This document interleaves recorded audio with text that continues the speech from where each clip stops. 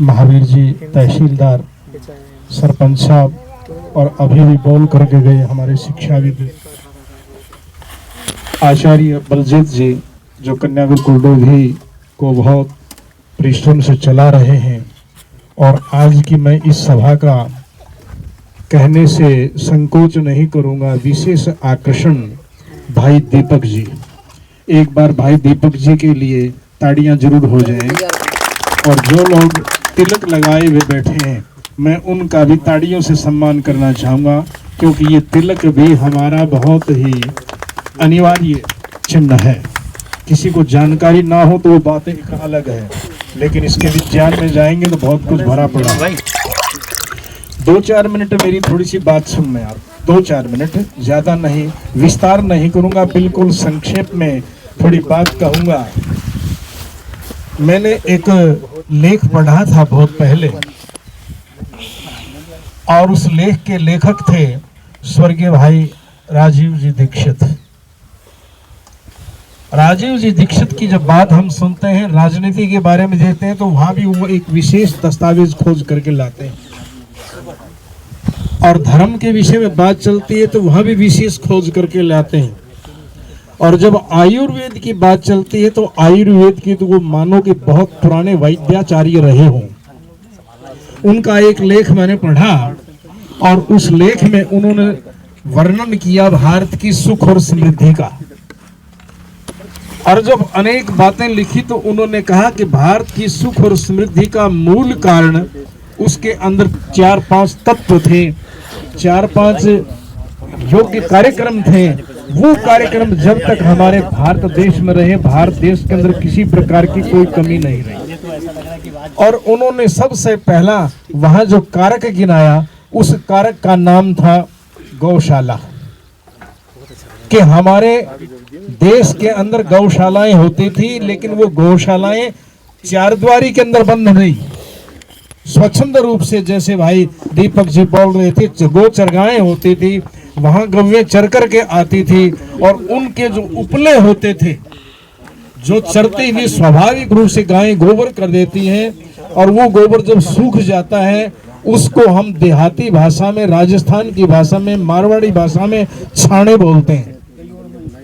और आयुर्वेद की जितनी भी औषधियां हैं वो उनमें प्रयोग पकाई जाती हैं। जब उनकी भस्मी बनाई जाती है तो उस गौ के उस छाने से होती है। लेकिन आजकल जो तपा रहे हैं दूसरे ढंग से, वो सही उसका पैमाना नहीं आ पाता है। गाय जब घूमती है तो उसके सींगों के मध्य चोटी जो होती है, वहां से लेकर पूंछ तक एक सूर्य केतु नाड़ी होती है, जो सूर्य की किरणों को जज्ब करती है और अनेक प्रकार के रोगों को दूर कर देती है। कहते हैं कि ऐसी जो देसी हमारी गौवें हैं, वो अगर कहीं 20-30 खड़ी और उनके आगे हम खड़े रहें और उनके अंदर से होती हुई जो वायु आए, तो बहुत से रोगों को वो दूर कर देती है। अब गौ के विषय में भाई ने बहुत लंबी चौड़ी बात बताई, आपको अनेक प्रमाण दिए। एक प्रमाण आपके सामने प्रत्यक्ष खड़ा है। ठीक आज से 12 साल पहले मुझे हार्ट की प्रॉब्लम हुई।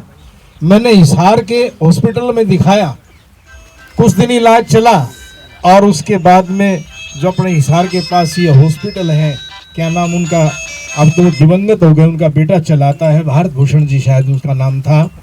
उन्होंने मुझे सलाह दी कि आप दिल्ली चले जाओ, यहाँ बात नहीं बनेगी।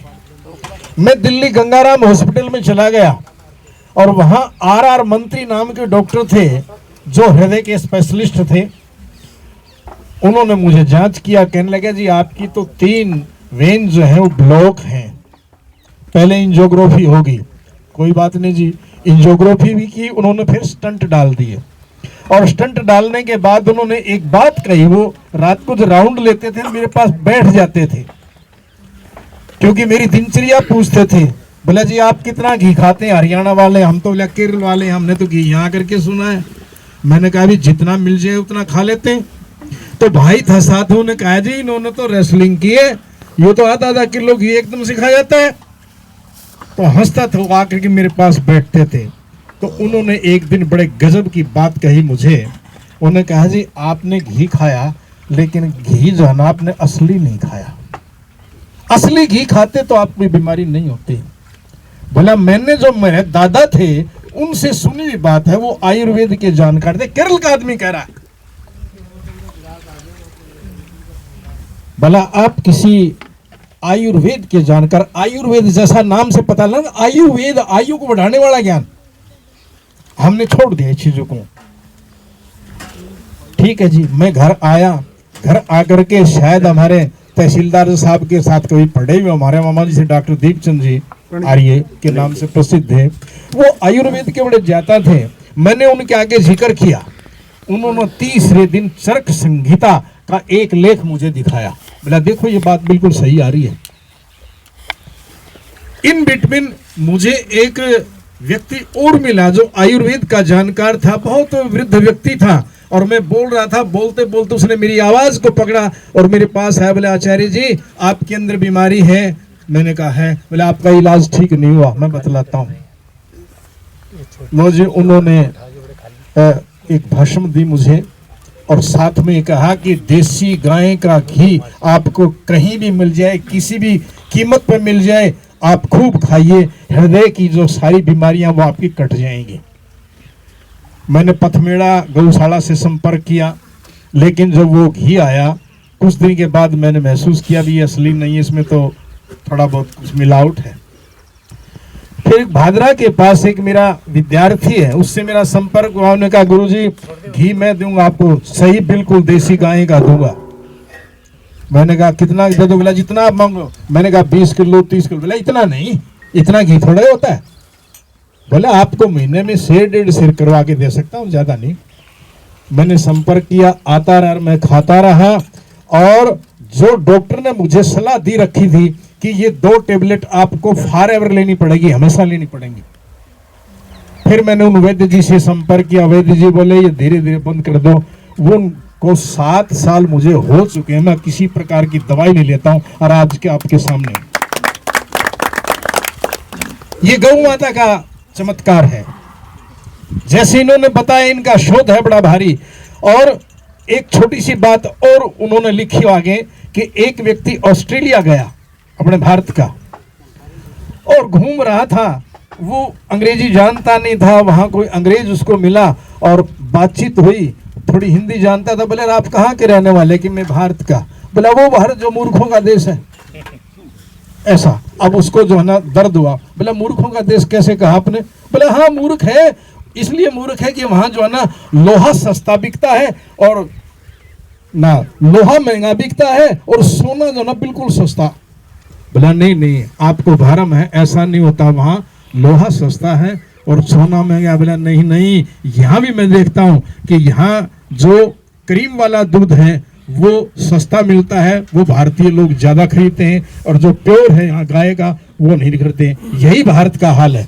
जो गाय का दूध पतला है और बढ़िया है उसको वो पसंद नहीं करते, भैंस के दूध को पसंद करते हैं, क्योंकि गाय का जो घी और दूध है वो सोने के समान होता है।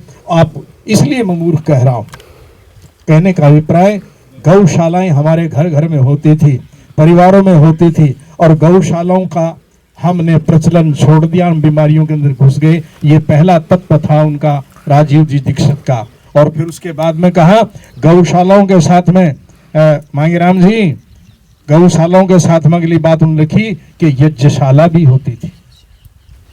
प्रत्येक घर में हवन होता था, प्रत्येक विद्यालय में हवन होता था, मंदिर में हवन होता था। मंदिर के अंदर पढ़ा लिखा विद्वान पुजारी होता था, पंडित होता था, जो सुबह सायंकाल हवन करता था, उपदेश देता था, और दिन में समाज के बच्चों को पढ़ाता था। लेकिन वो जो यज्ञशालाएं हमारी गई, और उन यज्ञशालाओं में पवित्र गौ माता का घी प्रयोग होता था। गौ का घी जितना यज्ञ में काम करता उतने दूसरे नहीं करते हैं। भी आप ये करके दिला, तसल्ली करके देख लेना कभी भी। जैसे भी बता रहे थे कि हजारों गुना ज्यादा वो फैल करके और काम करता है। तो यज्ञशालाएं हमारे घर घर में। और उसके बाद में तीसरा उन्होंने वहां लिखा, मैं बिल्कुल संक्षेप में बोल रहा हूं, तीसरा उन्होंने लिखा कि हमारी पाकशाला यानी रसोई घर, हमारी रसोई घर के अंदर भी घी दूध गाय माता का मिलता था, लस्सी और जैसे अभी सागर मंथन की बात कर रहे थे ना, वो मंथन वास्तव में आज आपने बहुत बड़ी बात बतलाई है। ये बहुत बड़ी बात बतलाई है कि ब्राह्म मुहूर्त में गाय का दूध जमा हुआ और उसका हम मंथन कर रहे हैं, उससे तो अमृत निकलेगा भाई। वो हमारी पाकशाला के अंदर क्या है, आज चाउमीन आ गए हैं, बर्गर आ गए हैं, दूसरी चीजें आ गई हैं, तेल आ गया है, ततई आ गया, हमें पता ही नहीं हम क्या खा रहे हैं और हमारा स्वास्थ्य गिरता चला जा रहा है। तो कहते हैं हमारी पाकशाला को सुधारो, और उसी पाकशाला को यज्ञशाला भी बनाते थे। जैसे सुबह आचार्य जी मतलब बता रहे थे, हमारी माताएं बहनें जब भोजन करती थी तो भोजन से पहली रोटी बुलाइए गाय माता के लिए और अंतिम रोटी ये कुत्ते के लिए, और फिर कहते थोड़ा सा चूरमा चूर के इसको भोग लगाओ, यानी हवन भी हो जाता था। यानी वो यज्ञशाला भी हमने खत्म कर दी। और उसके बाद में एक हमारी परंपरा थी व्यायामशाला। प्रत्येक गांव में व्यायामशालाएं होती थी, हालांकि वो आज की तरह से चाहे जिम टाइप में ना हो, खुले मैदानों में हो। लोग घूमने के लिए जाते थे, बच्चों को मैदानों के अंदर दौड़ाते थे, व्यायाम करवाते थे। और महर्षि दयानंद स्वामी जी ने तो यहाँ तक लिख दिया कि जब कोई पर्व होता है, त्योहार होता है, बच्चे बूढ़े जवान स्त्री पुरुष इकट्ठे कर यज्ञ के पश्चात रस्सा खची का, दंड बैठक का और व्यायाम का प्रदर्शन करें और बच्चों को सिखाएं, तब उनके अंदर ये संस्कार आएंगे।